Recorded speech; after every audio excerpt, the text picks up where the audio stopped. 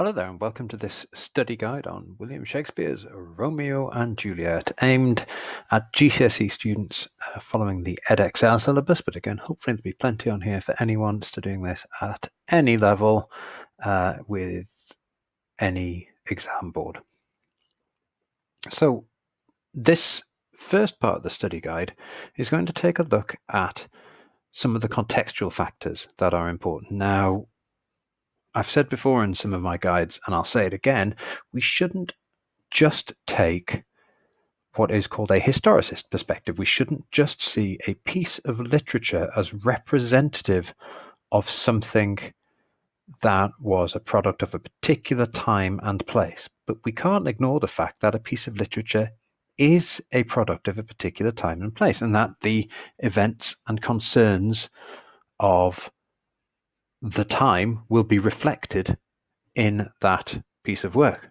And Shakespeare does draw upon contemporary issues in his works. That's part of what made Shakespeare incredibly popular at the time.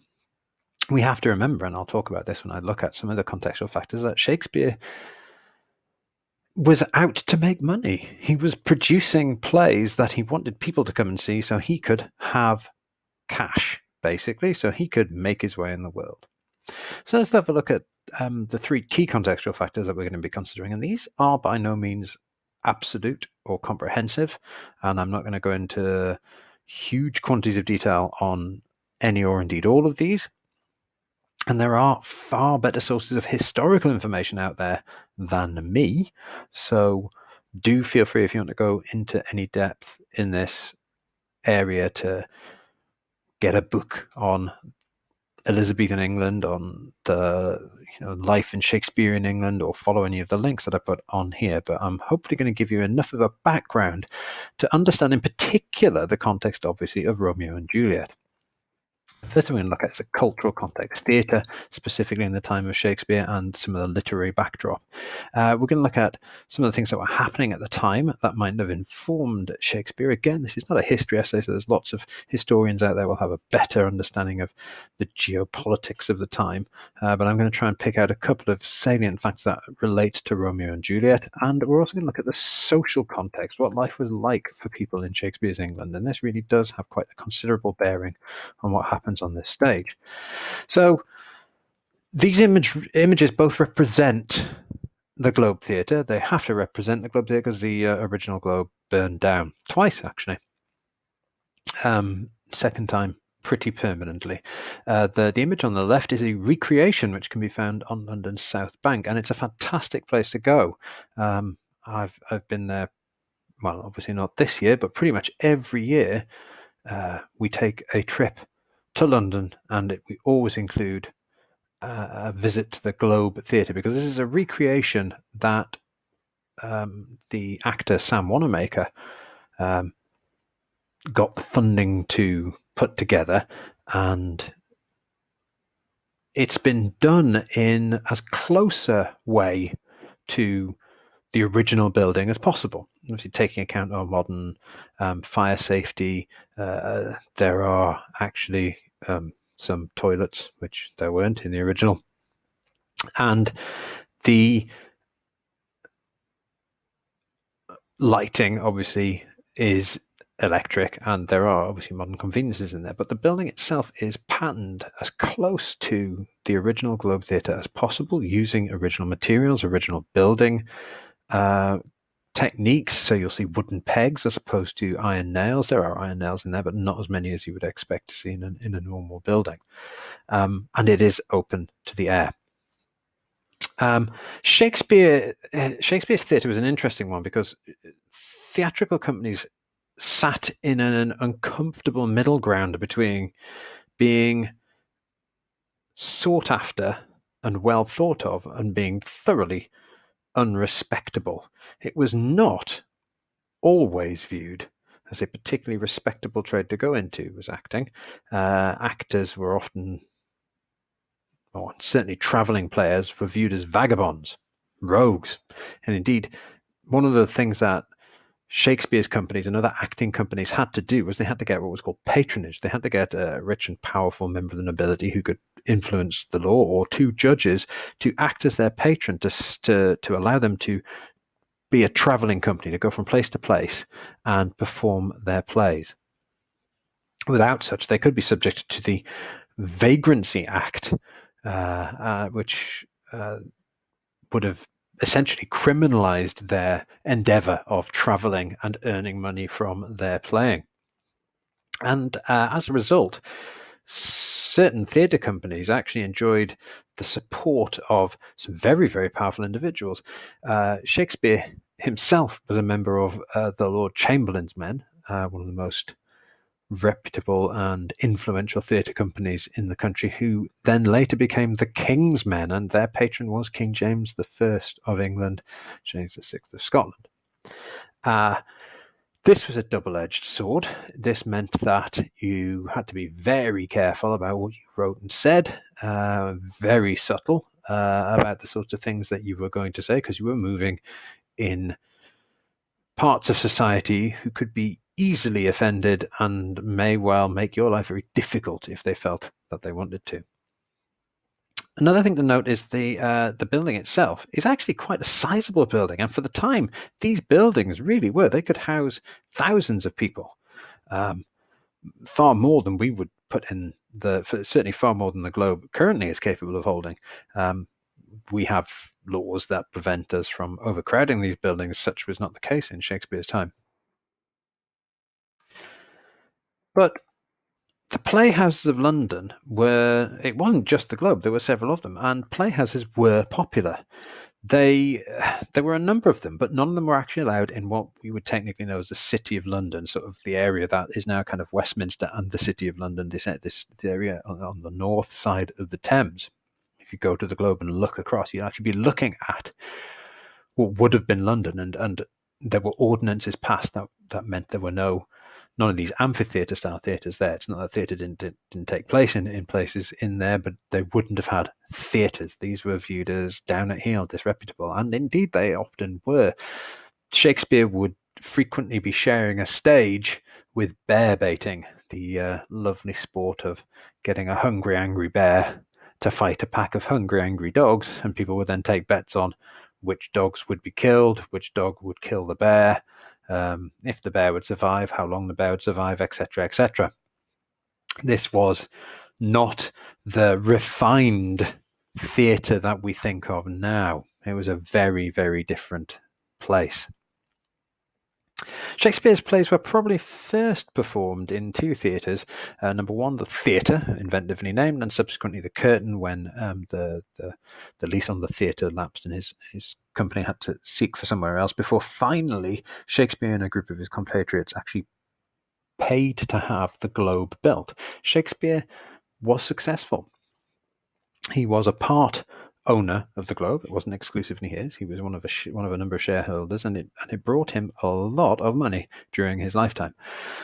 These theatres were all open air, which allowed for extra lighting, as you can see from that O shape, and we even hear the reference to this wooden O in the prologue to Shakespeare's Henry V. They refer to the wooden O, this shape that was common, echoing the Roman amphitheatre.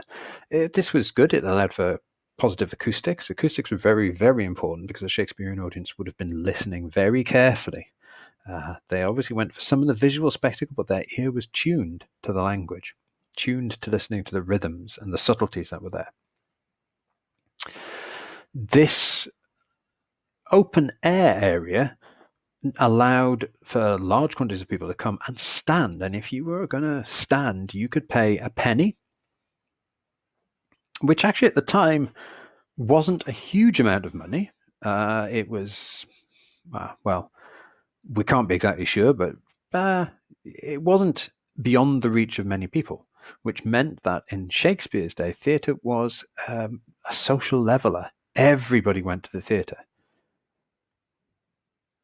These penny stinkers or groundlings were actually very, very rowdy, and not only would theatre have been physically a very different building that had been used for some very interesting things, the act of theatre would have been very, very different, almost akin to a pantomime in terms of the audience would have been much more active You were very physically close. If you've ever been to the Globe Theatre, you see that the stage actually projects and the audience stand around three sides of the stage.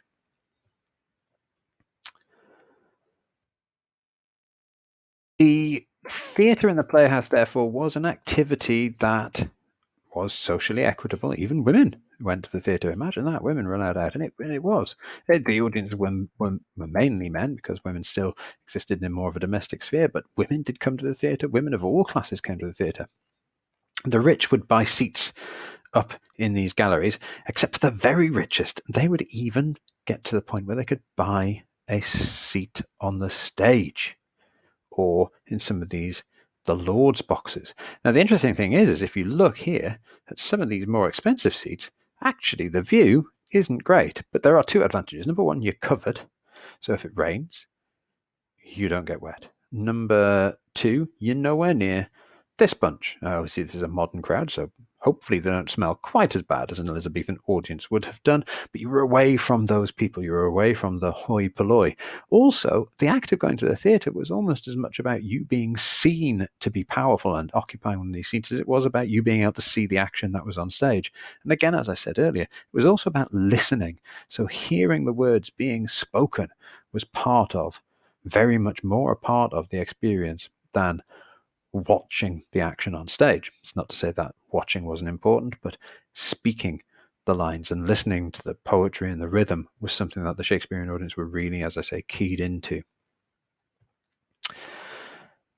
The audience, again, best guess, probably if you've paid a penny to get in, it's about the equivalent of going to the cinema today. And like the cinema, there were snacks and drinks available. Popcorn, obviously not. Beer, definitely. And the audience would very much see this as an all-in form of entertainment, where they would be eating and drinking and interacting with what was happening on stage. This certainly would have made a play in Shakespeare's time a very different experience and a very different atmosphere to the one that we're used to. These, however, were not the only theatres. There were indoor theatres. These were much smaller, much more exclusive. The cheapest ticket price would have been at least 6 times the amount of the cheapest in comparison to one of the playhouses. And these were small indoor settings where the aristocracy could have that level of exclusivity. So the big outdoor theatres, the playhouses, offered larger spectacle, and you could have more things happening on stage, and there were mechanics and trapdoors and things could happen here and there. The theatres offered a much more intimate performance, where you could also control who came in and who could not.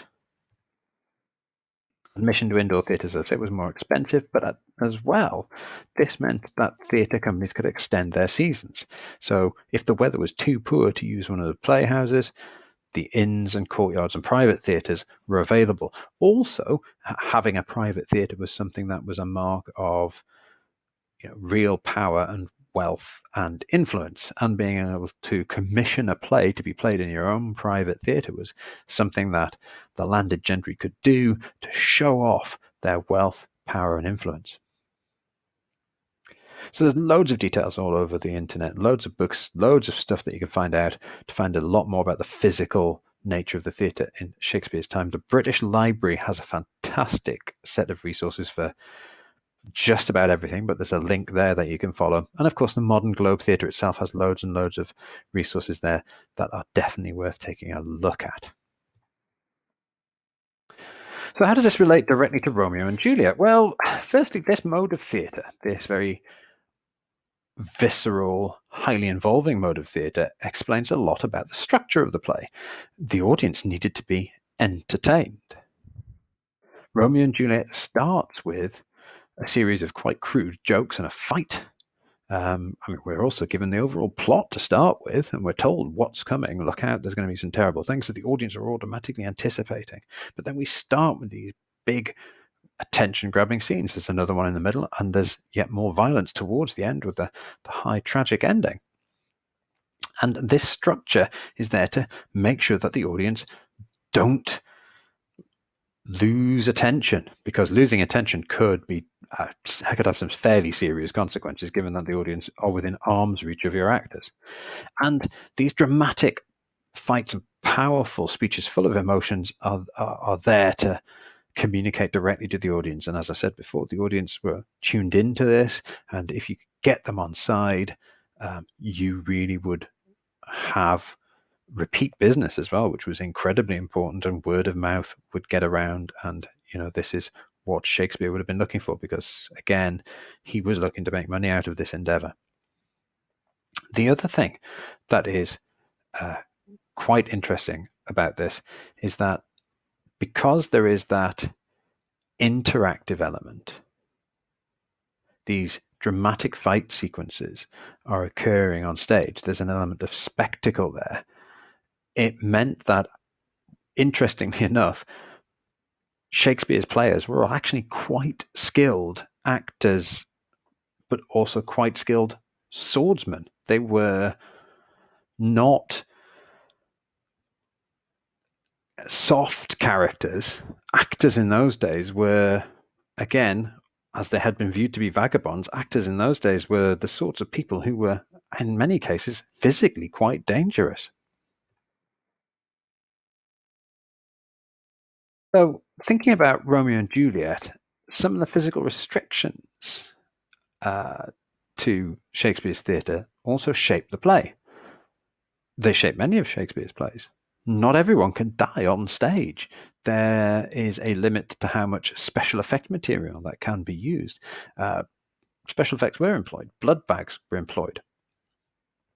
But the fact is, a blood bag would have been exactly that, a bag with some animal blood in it. And then you have to use up a costume, or you've got to spend a lot of time getting that costume back the way it was. And these things are physically unpleasant.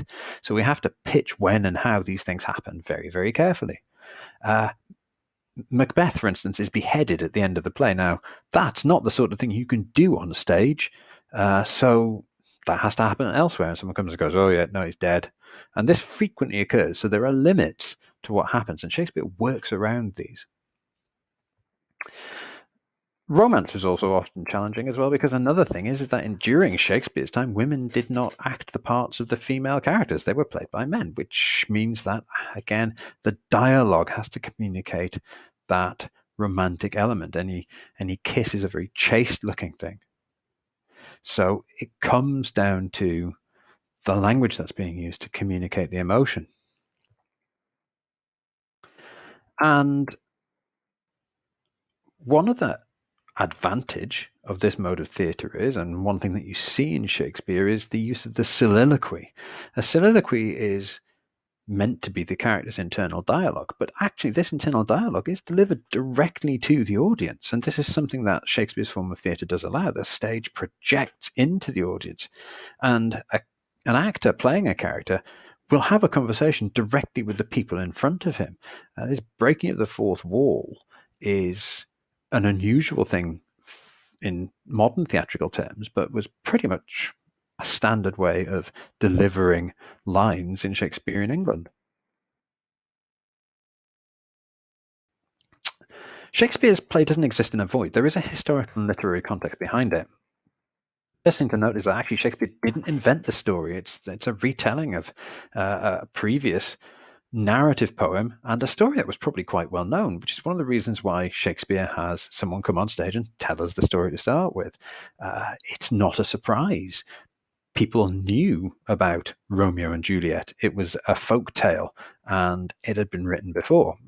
Shakespeare adapts it, makes many of the characters much more sympathetic, and indeed, Romeo and Juliet are very different from Romeus and Juliet. Romeus and Juliet are punished for going against society's norms, and whilst Romeo and Juliet do indeed die, they are dealt with far more sympathetically than the characters in Arthur Brooke's 1562 poem.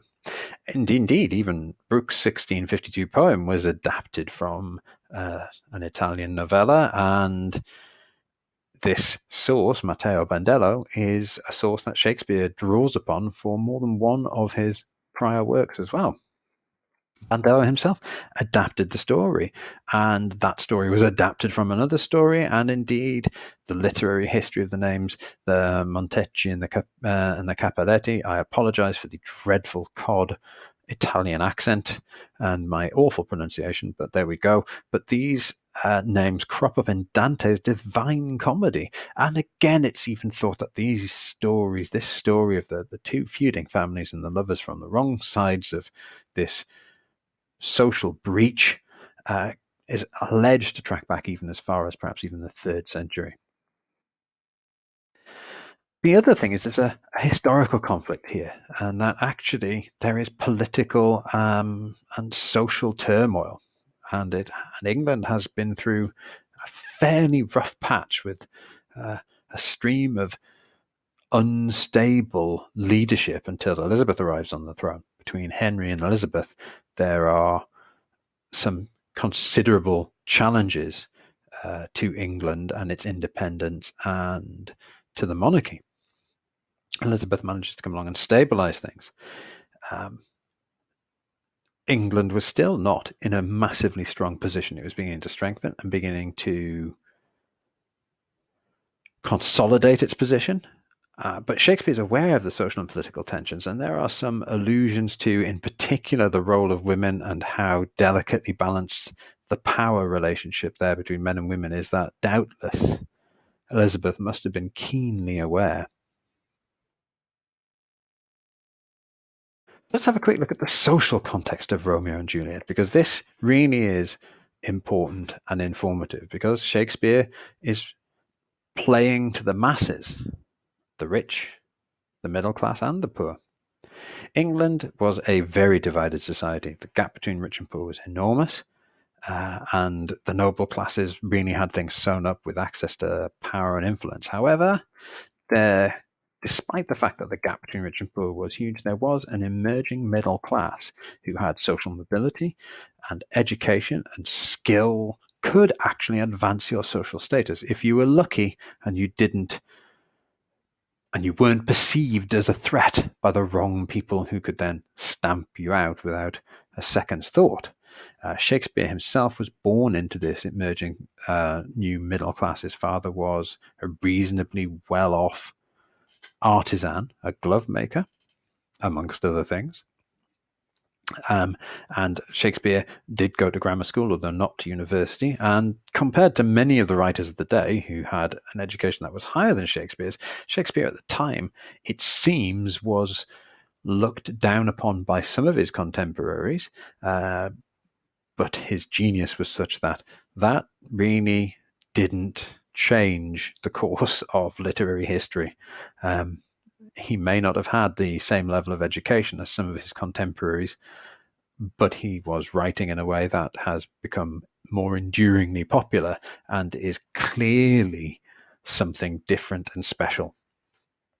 And this talent allowed Shakespeare to move into the up-and-coming nouveau riche, these new rich classes who had made their way there through talent and ability and luck, rather than through being born to their position. Now, one interesting thing is to look at the role of women in Shakespeare's England. Now, this is really important when considering Romeo and Juliet, because Romeo and Juliet is a play that includes a central male and a central female character. But there are female characters throughout, and their role and relationship is worth paying close attention to. Female characters in Shakespeare are often portrayed as powerful, independent, but life for most women was not like that. Most women's lives were, at best, very, very ordinary. At worst, well, they were not good. Women generally couldn't inherit money or titles. The law completely favored male heirs in succession and inheritance. Having a female monarch was unusual, although it had happened twice in the Tudor period. But women were generally not educated to the same level. It's not that they weren't educated, it's just that they weren't educated in the same things, and that even rich women weren't given the same type and kind of education because they weren't being prepared for the same roles as their male counterparts. Women were often legally viewed then as possessions of the men in their lives, either their father or their husbands, and they required their husband or their father's permission to do a great many things. And women's roles were most often focused on the domestic realm. Books about women and about their role were almost always about how to keep a house well, how to run a household, which meant that if women were to use and retain and wield power in any forms, they had to use very indirect means. And you even see this in Shakespeare's Romeo and Juliet, where Lady Capulet clearly realizes she's run to the limits of her ability to influence her husband when she's discussing the marriage to Paris following Tybalt's death in Act 3, Scene 1, which results in a big conflict in Act 3, Scene 5 between Juliet and Capulet, a point at which where Capulet treats his daughter literally as a possession. When we go through and look at some of the key scenes, you'll see some of the language that illustrates that. Shakespeare's London was an interesting place as well. And again, the conflict in the play reflects the conflict in the wider society. London was a small place, but it was bustling, but it was also dangerous. Shakespeare's London was violent in a way that is just unrecognizable by today's standards. Some people see rather overblown media reports of London and assume that, it's just the streets are filled with people knifing each other left, right, and centre, when in actual fact, London is one of the safest cities in the world. But in Shakespeare's day, it really was not. The murder rate was huge.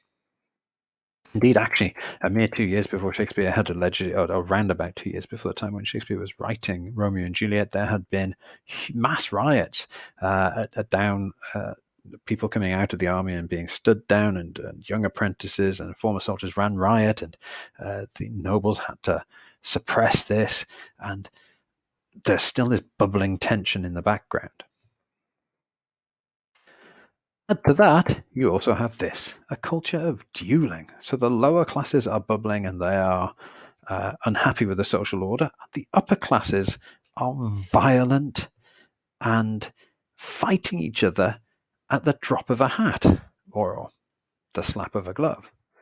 Dueling was rife. And if you think about it, it's hardly surprising. You have rich young men obsessed with reputation and honor, full of testosterone because they're coming to their manhood at the time when they're coming through puberty, and they're angry, just permanently angry because this hormone is rushing through their bodies.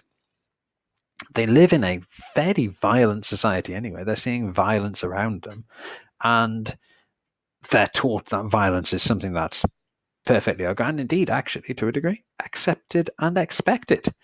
And there's no law, really, particularly if you're rich, to kind of stop you from doing many of the things that otherwise you would do. This is a toxic combination. In France, the problem got so severe that in 1626, the King of France outlawed the practice. It didn't work. In fact, the problem was still going on into the 19th century. Napoleon got to a point where he had to issue decrees because some of his own officers in his own army were fighting each other as opposed to fighting their enemy.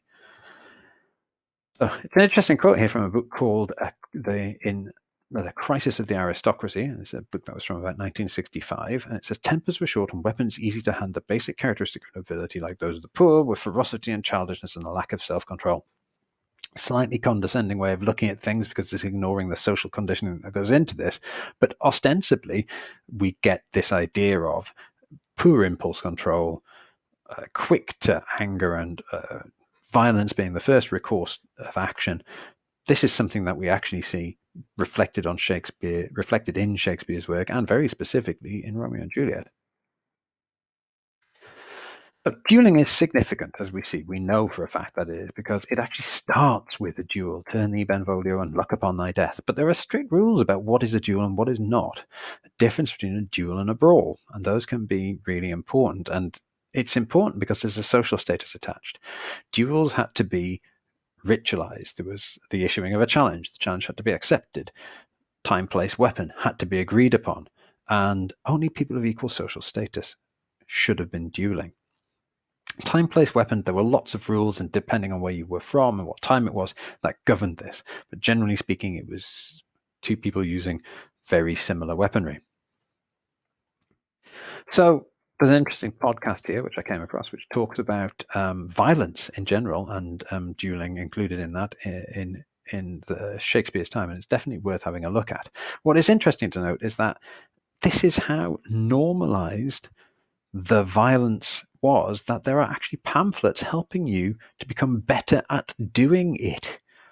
That dueling for honor was something that was so normalized, there were publications.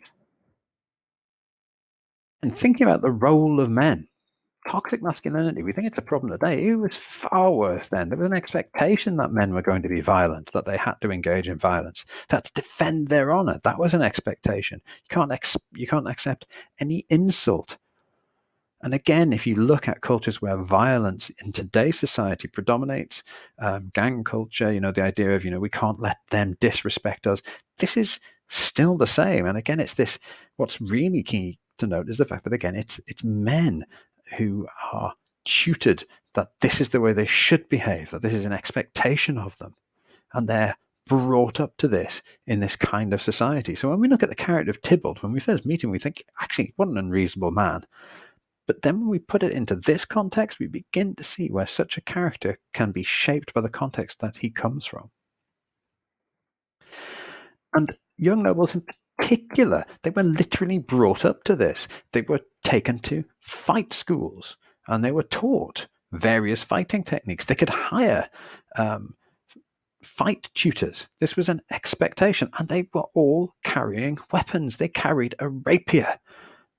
A rapier isn't a battlefield weapon. This is not a soldier's sword. A rapier is a weapon specifically designed for a civilian to use. It's literally no use on a battlefield, not in Shakespeare's time, because people would still have been wearing armor, and the blade wouldn't penetrate armor. You need a bludgeoning weapon like a broadsword, something heavy to smash your opponent to the ground, and then you might find a gap in the armor.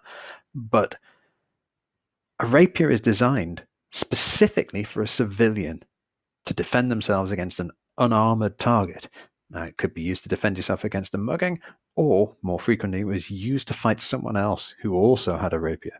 This makes an absolute perfect storm. Dueling was, however, not always supposed to be to the death. Violence was around, but people still weren't desperate to kill each other, because if you try to kill someone else, they're going to probably try to kill you. A fight to the first blood would often have been enough to satisfy honor. However, frequently injuries occurred and death was a result. It's very difficult.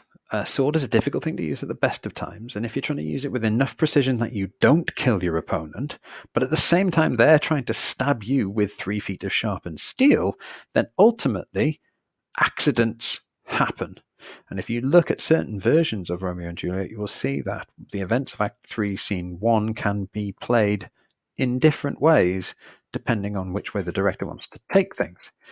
And add to the context here that we're talking about Elizabethan England, where even if there's a wound that looks like it might not necessarily be fatal, you catch an illness, you die. You manage to not get your wound sewn up, you die. So the body count would stack up anyway. It is interesting to note that dueling was so common that Shakespeare's fellow playwright Christopher Marlowe, who was killed in a brawl, apparently over a pub bill, but he actually ended up in jail for 2 weeks because he was involved in a dueling situation where one of the participants was killed. So that covers, I think, some of the most relevant factors that impinge on Romeo and Juliet, and give us some sense in which some of these characters, the context in which they exist, and can explain some of the things that we see in Romeo and Juliet that could otherwise seem very strange to a modern audience's eye, and things that are worth considering. There are a couple of other things you might want to have a look at: the role of the church, and go into a bit more depth about politics and international relations. But what I've covered here should be more than enough to deal with the contextual material that you need to get the assessment objective of context when you come to answering this question in the exam. Okay, thank you very much for listening. Bye-bye.